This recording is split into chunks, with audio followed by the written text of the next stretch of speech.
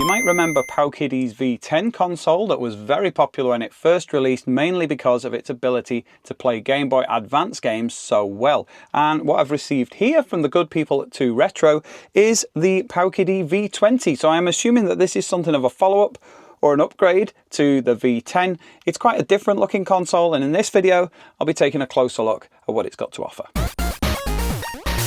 Here it is. It has much more of a kind of a Game Boy form factor to it. Unlike many of the PowKiddy consoles I have tried out before, they seem to have finally sorted out the shoulder buttons. The back of the console is flat. The buttons are much more subtle. This is a very, very welcome change. If we take a look at some of the other ones that I've tried before, namely the V10 that we've got here, you'll see it used to kind of scoop out for some reason on the back of the shell, and then you had these kind of ski slope trigger buttons which make it not particularly pocketable. This wasn't a one-off either. We've also got the RGB20 SX, which had buttons that were so bad I actually modeled and 3D printed my own, which actually are kind of a bit more in keeping to the ones that we've got here, but again it's still got that kind of bump on the back of the console that I wasn't particularly fond of. I also have in my little PowKiddy collection the X35S, and this one has really pronounced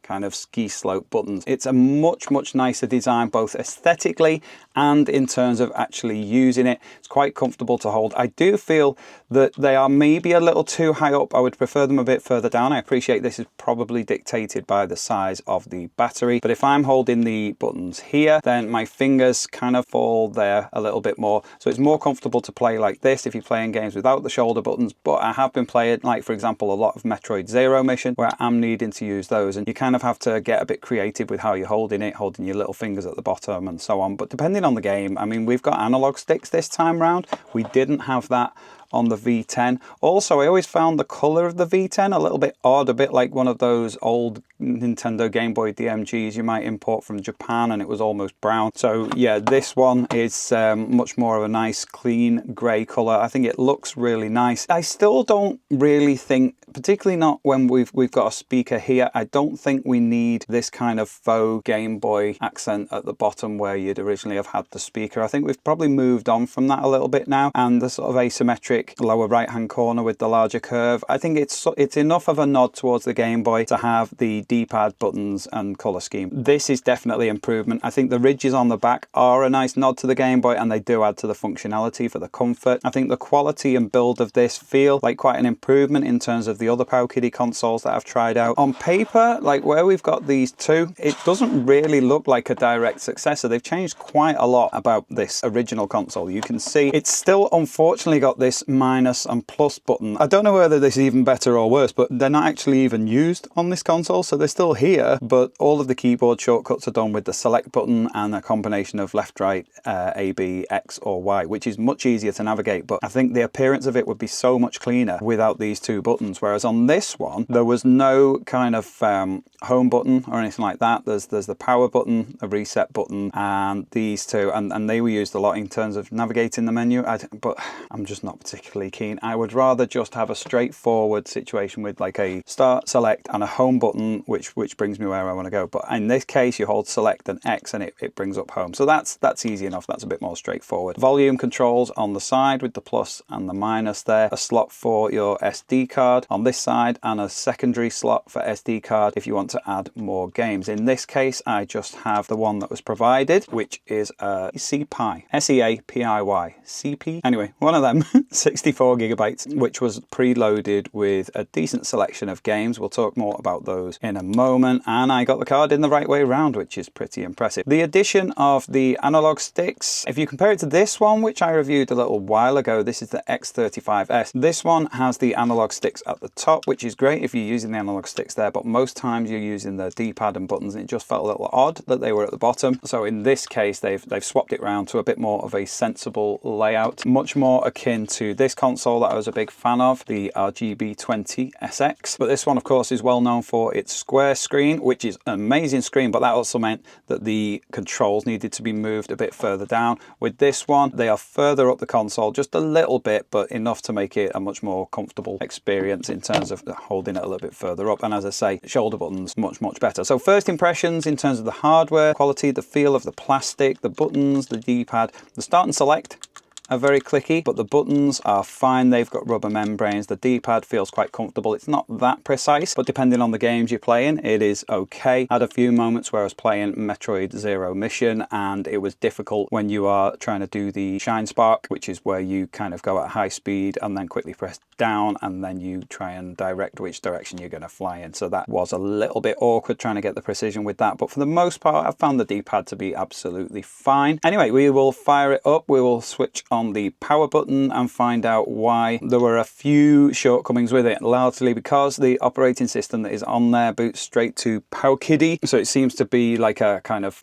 I don't know, like a PowKiddy based operating system. It's not the PowKiddy OS as such. When I had the V10, I can't even remember if I installed it afterwards or if it came with it. This one has ArcOS on it, which I am quite a fan of actually. It's a nice straightforward interface that worked well. So the actual spec on paper of the V10 has been improved on quite a bit with the V20. I did take a couple of screenshots. So as we make our way down the list, they both have a 3.5-inch screen, but the resolution of the V10 is 480 by 320, and this one is 640 by 480. So higher resolution screen, and as you can see, the actual aspect ratio of it is different as well. But the problem was, like, I felt like the novelty of this one was that it had that kind of widescreen factor, so it was really well suited to Game Boy Advance games and so on. This one, not as wide. It's actually technically about the same width, but it's taller in terms of its display. So you're better off for your 4:3 games if you're playing Super Nintendo, if you're playing NES, if you're playing Mega Drive, anything like that. Displays really well on here. This one was better for things with a wider aspect ratio. So depending on the sort of games you play, this may well be better. This is certainly more versatile in terms of displaying all of the different ones. Now, when I had this, it had preloaded lots and lots of different game consoles. You've got Master System, Mega Drive, Sega CD, 32X, Neo Geo Pocket Color, MSX, Doom, Pico 8, all sorts of different things on there. As I say, I can't remember if that was how it came or whether I installed that, but it is pretty nicely loaded with games and emulators. This is a little bit more sparse. We've got Neo Geo, PlayStation, PSP, Arcade, MAME, whatever we want to call it, Capcom, CPS 1, 2 and 3, MSX, MSX2, PC Engine, Famicom, NES, which is pretty much the same thing, Game Boy, Super Famicom, Super Nintendo, again, pretty much the same thing, loads of games for those. Nintendo 64, lots of N64 games on there, Game Boy Color, Game Boy Advance, Nintendo DS, which I haven't really explored that much, ports, and thankfully, it's one of the few games that doesn't come with a pirated version of Celeste or Balatro or Stardew Valley or anything like that, so I'm all for that. Also Genesis, Mega Drive, again, same thing, Game Gear, 32X, no Master System, I don't think. We've got a bit of a strange mix there, but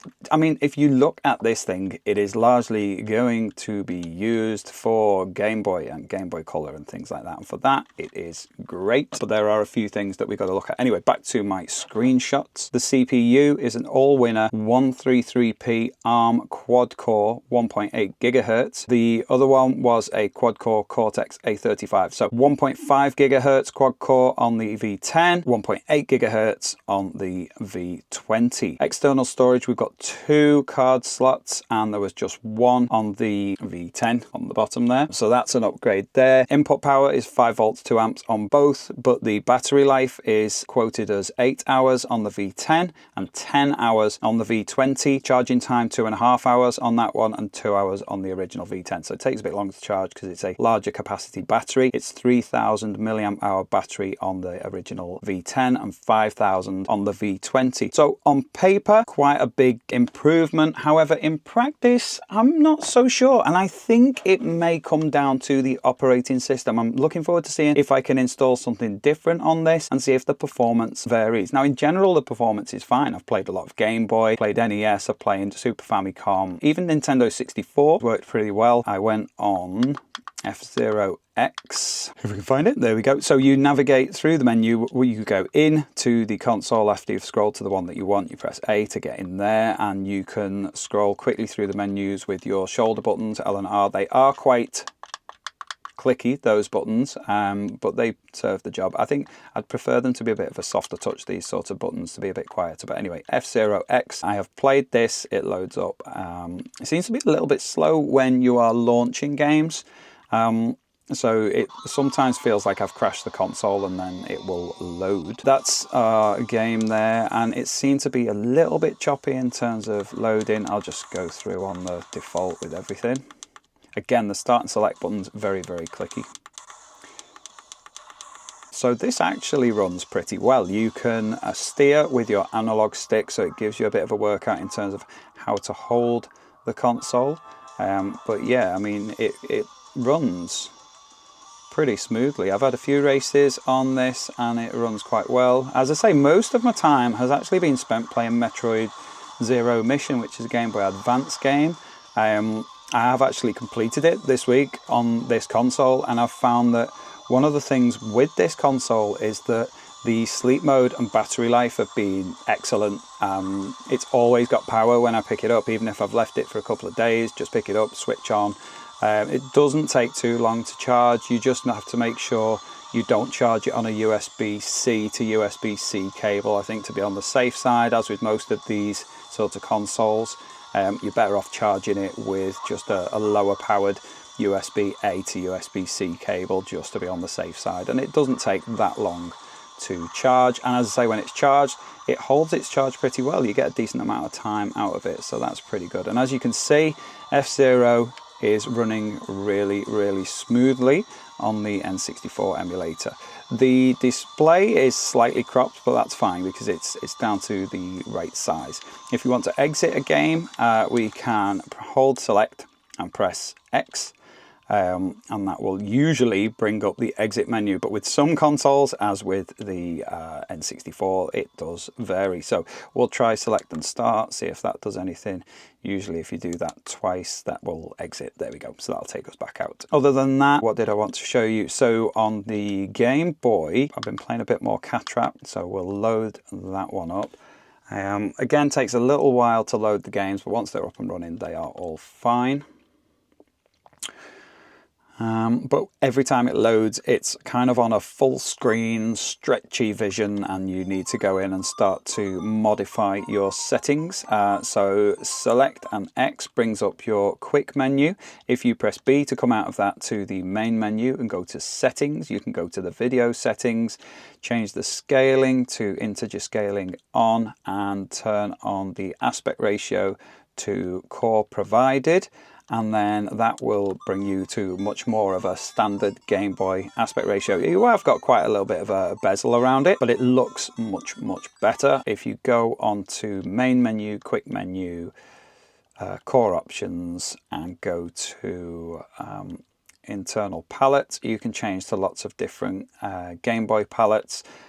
So my favorite one tends to be the Game Boy Pocket, which is this one, where it's like that sort of nice grey. But if you want maybe like the more traditional Game Boy display, like the DMG with the green screen, then you can swap to that one. So you have got the options, but then when you exit, so to exit again, you go back into that menu, select an X, keep going back until you are at the main menu, and then press up to go to the bottom of that list, and you can quit, which will take you back out. But it doesn't save your configuration, so I need to figure out how to save that so that next time I go back in, everything is okay. We can go to Game Boy Color next, Tetris DX. So again, that launches with a stretch screen, and again, takes quite a while to load up the games. I suppose we could do a little bit of a comparison between the two. So you can see again that is quite stretched on the screen there. If we actually go into our settings, integer scale on, aspect ratio, core provided, coming back out of there, you can see how it looks much, much better for Game Boy Color. Okay, so I've got Tetris DX there and Tetris DX there, and we'll just load it on both. So I'm ready to press A at the same time.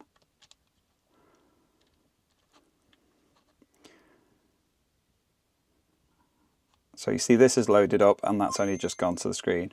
So they're kind of not as bad. I mean, this one kind of got going, but this one just, you don't see it loading. So Yeah, and this one loads up with everything in the correct aspect ratio, and I've saved all the settings on that one. It's got that kind of muted color scheme to it. This one, I need to kind of manually change it every time. Again, that will be a me thing. I need to figure out how to actually save those settings every time I play it. A lot of people wouldn't be that bothered. I mean, it is playable on a full screen stretched like this across the whole thing. So some people prefer that and wouldn't be bothered about changing it, but it's just good to know that just select an X will take you into the menu, and you've got tons of settings to go through and tweak if you want to. Coming back out, go select start. Yeah, so you can just go select and start and then press it again to quit. So wherever you are in, you don't necessarily have to go through and exit that way. One thing that surprised and disappointed me is with these kind of things and this kind of chip, generally it's fine for everything up to PlayStation. However, when I've tried playing PlayStation on it, and I was quite impressed actually, because the list of games is great. They're like, it's got all of the PlayStation games that I would have wanted or that I would have enjoyed playing, and I was like, oh yeah, great, Tony Hawk's Pro Skater 1, 2 and 3. So I went to load up 3 and it was running super slow, and I thought, is it just because it's a later PlayStation game? So I went back and loaded Tony Hawk's Pro Skater, and it is very, very slow. Again, a lot of the time I thought, oh, have I launched it? Have I not? Because it kind of hangs on that screen and then it goes blank for a bit and then it loads. But even like the boot screen for Sony, for the PlayStation, is slow, and the sound is really juddery. If I try turning that up a bit, it's sounding not healthy at all. If you hold select and Y, I think it tells you your frames per second. So we're on 30 frames per second there, but it's just, it sounds horrible. And then when you're trying to actually load it, everything's just running so much more slowly. You can see how, I mean, it was a slow-mo shot at the start here, but not that slow. I am not sure quite what's going on with that. On paper, it is way better than this one. This has not really struggled with those sort of games. So I don't know. I don't know what's happening with that. I want to try this out with a different firmware or a different operating system, whatever, and see if it works better, because the actual hardware, the shape of it, the use of the shoulder buttons like this, the kind of Game Boy form factor, I like a lot about it. The display is nice, but this kind of slowdown on PlayStation games, I'll just give you a quick look and see how it plays. You can see just how slowly that is running. It's just very, very slow.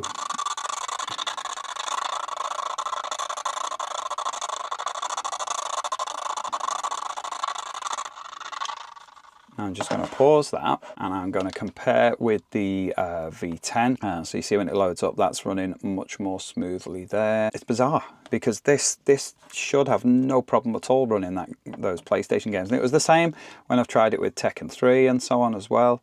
But you can see this is running way quicker. No problems at all, running really smoothly.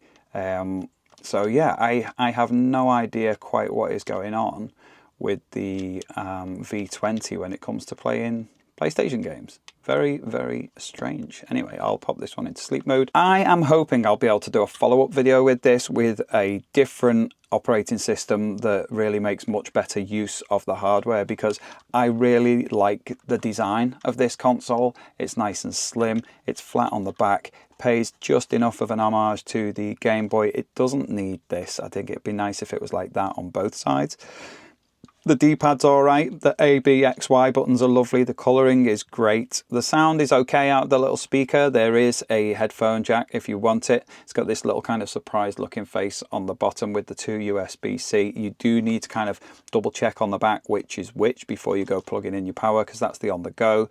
I think maybe you can get Wi-Fi with that, because there doesn't seem to be Wi-Fi built in, so I couldn't try and update the operating system. Quick look at the box. Incidentally, this does show that it is a follow-up to the V10, because the style of the box is very similar. Inside, what was in there? I just quickly whizzed it out and played with it. It's got like the little foam cover that goes over the top. It had the SD card included with it.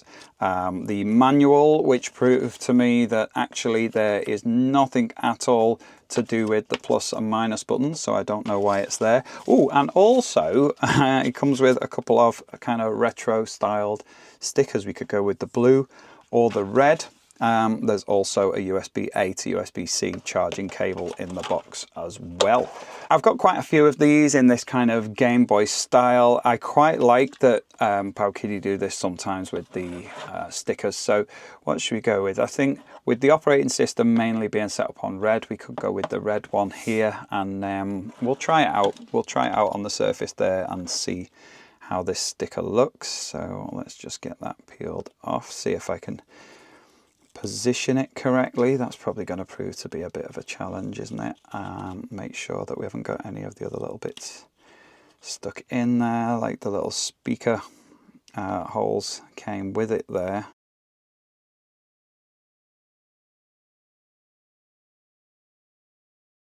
So I think I'll start with the... I was going to start with the power LEDs, but let's go with select and start.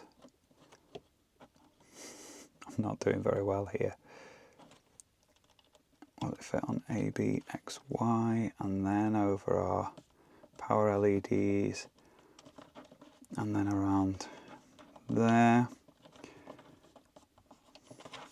Oh, I've not done a bad job. I've not done a bad job, and yeah, that's pretty good. Pretty straight, I think. Maybe very slightly tilted to the right, but not bad, not bad. It actually makes the console stand out quite a bit more. It looks quite different. I don't know how that's going to wear over time with my thumbs, but it makes it stand out. And if I decide I want to peel off the sticker and get rid, I've got a spare if I want a bit more of a blue aesthetic. Let's finish on some more positive play testing. PSP wasn't very good. That suffered with similar things to the PlayStation. If I go to Super Nintendo, Aladdin, which I think was better on Mega Drive. I can't remember whether one was... I know that one was good, one was bad. Having the sticker on, I don't know whether that's going to restrict my movement of the A, B, X, Y, and so on. But we'll soon find out, won't we? They feel like they're okay. So we'll start a game.